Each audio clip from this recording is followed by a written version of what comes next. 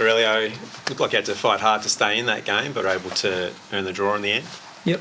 No, we had to, and I think we weren't aggressive enough in that first half, and they got some easy balls through the midfield. We tightened that up in the second half, and I thought we finished off the game quite strongly.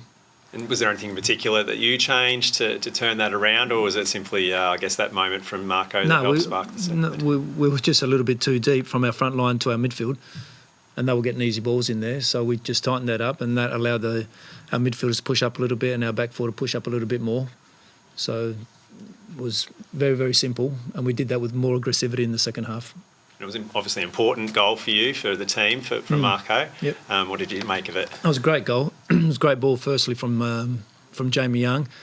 And Marco's first touch set it all up. It was an incredible first touch, right out in front of him, and scored a great goal. And to be honest, Jordan scored a great goal as well. So I thought at the end, important point for us for sure. And I thought it was a pretty good game for everyone. What's that going to do for Marco's confidence, really? I guess if you've been in the situation he's been in, you go to Europe, think you've cracked it, you pick up an injury, you don't get the game time you'd like, he comes back here and... He picked up the injury before he went to Celtic. Yeah, but you know what I mean? It takes time to adjust. And, yeah, it does. He hasn't played for, 6 months, basically, yeah. More or less 6 months, so he just needs match rhythm. He's reasonably fit, but the match rhythm is completely different. He got 70-odd minutes last week and managed to finish off the game tonight. So we probably, beginning of the game, we thought he'd probably run out another 70, 80 minutes, but he looked like he was still going. He's still making some runs in behind late in the game. So, look, he'll get better. It's sometimes when you haven't played for 5 or 6 months, you need 5-6 games to get into some really good rhythm. And obviously there's not too many games left, so he'll have to find that pretty quickly. So he's completed 90, rest and recover, got to back up again on Friday. I know your front line's been in a kind of state of flux all year with injuries and whatnot, but with those four together, and if they can all stay together, do you think you've got the potency to really kind of use this next couple of weeks as a springboard?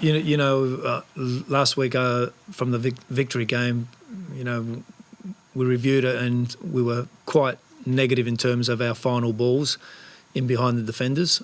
We had probably at least 3 or 4 good opportunities where our wingers or our strikers were making runs and we actually play the ball wider rather than through the middle.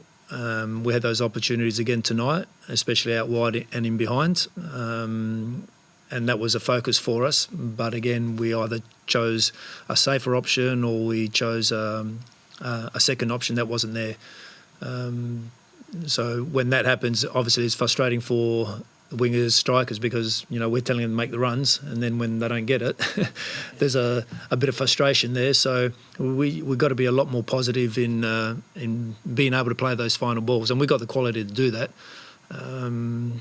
Tolgay comes back next week, so he'll give us a little bit something different with his creativity in the front third. As you sort of mentioned earlier, Marco got more threatening as the game went on, and he had that, drive to the edge of the box in the dying stages. Yeah.